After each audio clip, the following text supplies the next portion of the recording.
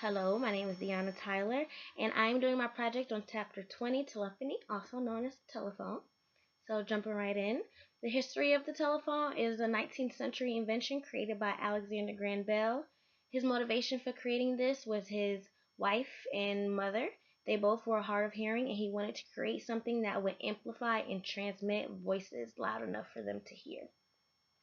He worked with a man named Thomas A. Watson, who is the man that created the first ringtone, switchboard, and designed crucial mechanisms that goes involved in creating the phone. Once the phone was established, he partnered with his father-in-law and the father of one of his deaf students to create the company Bell Telephone Incorporated in 1877. As the company began to grow, they wanted controlling interest in the Western Electronic Company, so they hired a man named Theodore N. Vell. He was chosen to be the first president of what soon became Atlanta Telephone and Telegraph, and we know it now today as AT&T. So if you go ahead and go to the next slide, the background continues with information about the mid 20th century lab schematics, and Bell, and how did the communication model adapted with the early scientists of that age. The scientists during that time, they started to create electronic transmissions. It allowed a source to flow from the receiver to a channel and intervene to make noise so the other person can hear it. So basically, it created what we use today for us to be able to hear each other on the phone. The backbone of the telephone circuit is human voices and wires that goes through an exchange center. So it's like a big machine that controls all phones in different places. There's lots of them. Um, the exchange center takes place over what is called the public switch telephone network.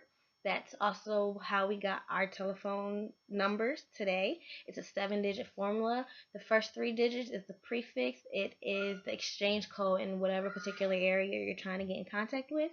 And the last 4 digits is the address that completes the call at the end. So if you go ahead to the next slide, the digital telephone era. It is the late 20th century telephone and is when engineers started to modify the data and the video services on phones. Technology started to evolve, conversation to digital and processing, computer technology, voice modes, and caller identification started to become a big thing. A set of digital technologies were involved, beginning with integrated services digital network. We call it ISDN. It's pretty cool. I never knew what that stood for before, so now that I know, it's pretty awesome. But this is what enables our voice and data information to be used on electronic circuits. So if we continue to the next slide, we get into voice over the internet, which is Skype, Tango, Ubu, everything we use to stay in contact and be able to see our friends and family, which I personally have fallen in love with because I have family in Costa Rica and New York and Panama and everywhere you can think of. So I absolutely love this part of technology. Um, the Federal Communications Commission, they call it a cheap and easy way to make international calls. Because like I said, I have family in Panama, so you can see and talk to these people all over the world, and it really doesn't cost you anything at all. Um, Now, because it's grown so big, most phone services offer this to anyone that buys their equipment.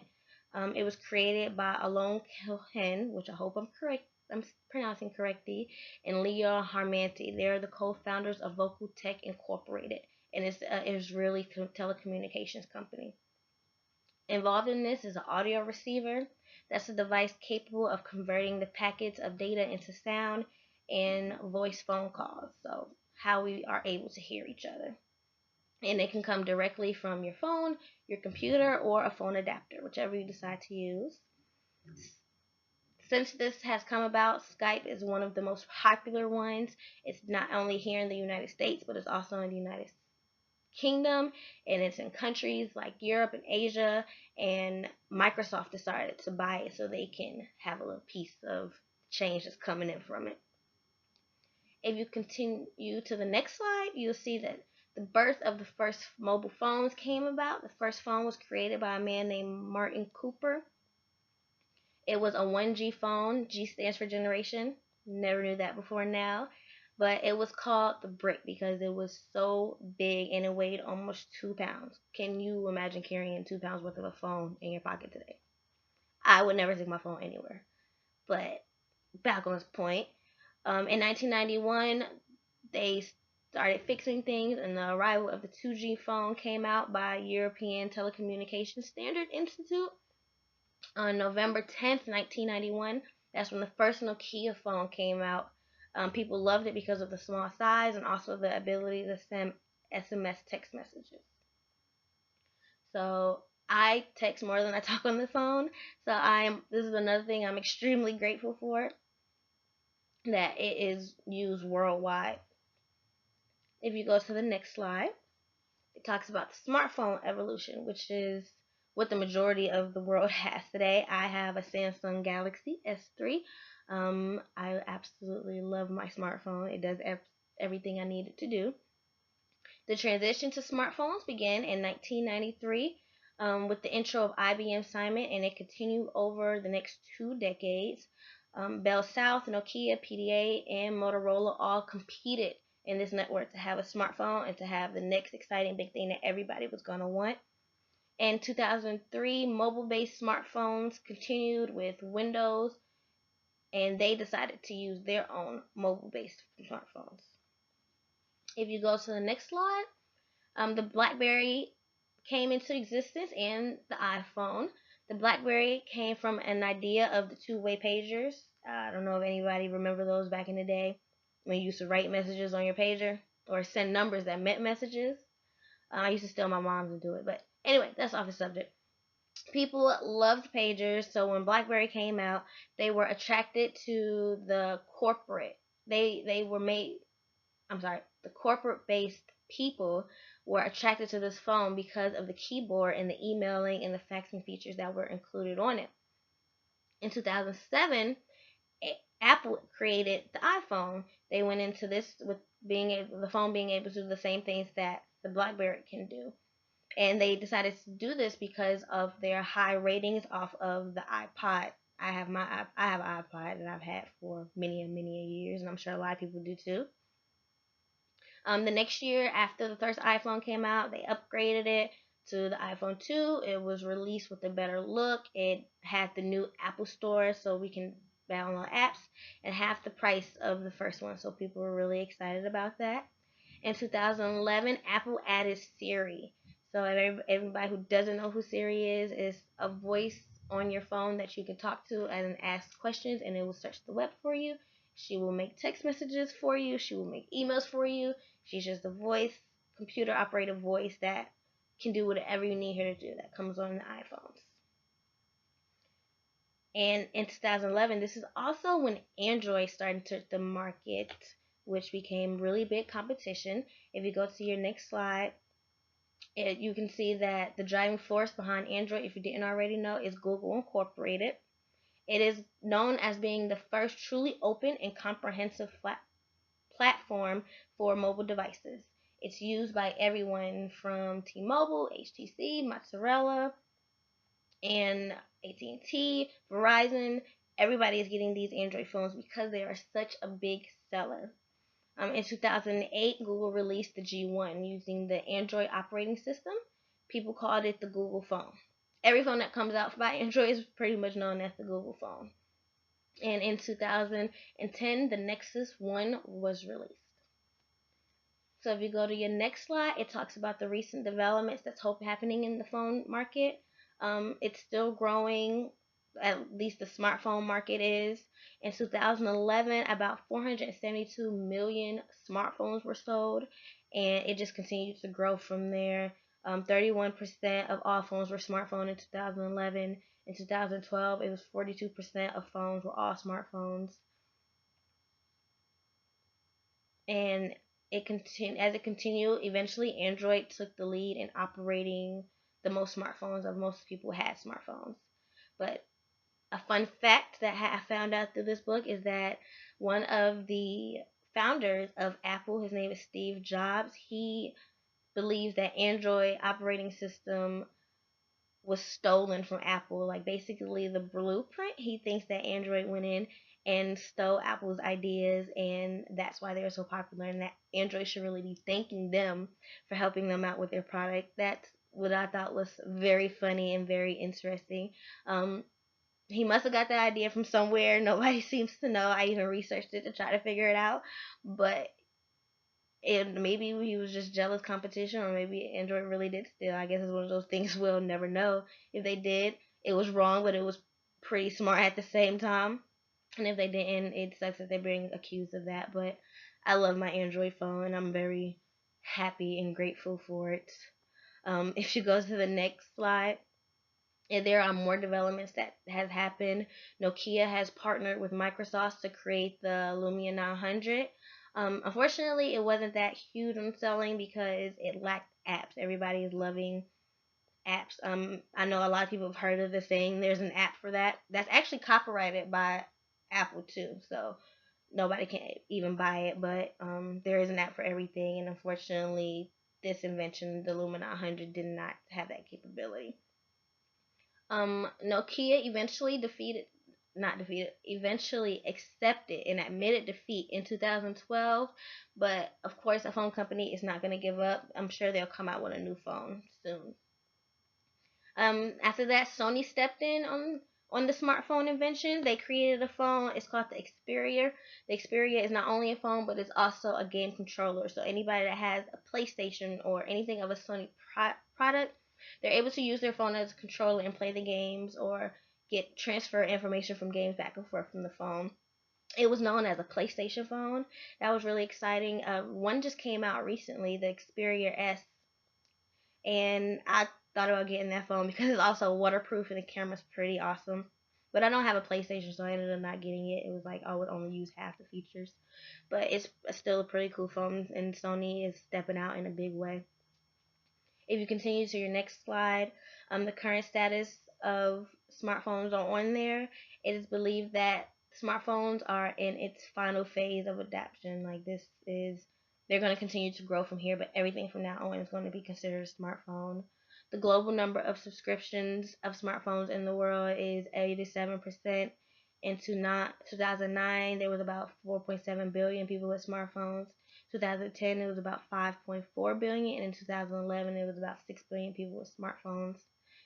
Today in the world, India adds 884 million smartphones to the globe, and China has 963 smartphones that's added to this number. So the top three networks for smartphones is China Mobile, China Unicorn, and I'm pretty sure I'm going to say this wrong. I apologize if it offends someone. I'm really not meaning to, but it's the Butari Artel in India. I hope I said that right. If you continue on your next slide, it talks about the smartphone and the mobile phone competition. In the reading, they consider the mobile phone to be like the landline phone, and the smartphone is what we know and love today. Um, Nokia was very popular for the features on their phone, which is what developed into everything else, the small size, the text messaging, everything. Samsung are really known for its smartphones, which are actually ahead of Apple sales right now due to the Galaxy line. I talked about my Galaxy earlier, and I love it. It has 329.4 million models in 2011, so you can imagine what it has in 2014. In 1995, 33 million people had a phone. And in 2011, 300 million. So it's grown quite a bit. If we go back to the history of landlines and those phones, it took 19 years for landlines to reach 100 million households and become part of American life. After only 15 years, 47% of teenagers felt like the phone was necessary for life, and a lot of them felt like landlines weren't even needed anymore. So it only took 15 years for smartphones and electronic phones to take over the world, but 19 years for a regular landline to get into people's house. If you go to the next slide, it continues to talk about the landline use. Only 1/4 of Americans do have a landline in their house. 1/6 of those have cell phones as well, and they said the majority of their cell phones are used for all their phone calls. They don't usually use their house landline. Less than 13% of the world has landlines, but it comes with their cable. So people get a bundle, and if they have their cable, their internet, they also get the landlines. And the people who do have these have clear-cut reasons of why they want to keep it. Families who have landlines says it allows access to all the family. It has a voicemail that reaches the entire family. There's clear reception, no complications. There's no need for you to recharge your house phone unless you have a cordless phone. And it's easy access to 911. I personally do not have a house landline. I live with my sister and my mom, and we all use our cell phones for everything. We just felt like a landline was an extra bill. But my grandmother has had her landline forever, forever, forever, and she is not giving it up. She has a smartphone. She has all the cool things that we have today. She has a Samsung Galaxy 4. Her phone is even better than mine, but she is not giving up her landline for anything. She says that it's for the house and she's gonna keep it. So you can appreciate that. If we continue with our information, we know that less than 2% of Americans have do not have a phone. So everybody in the world has jumped on this telephone bandwagon all the way back to the 19th century from Alexander Graham Bell. So that's pretty amazing. If you go to your next slide, you talked about the 3G and the 4G networks.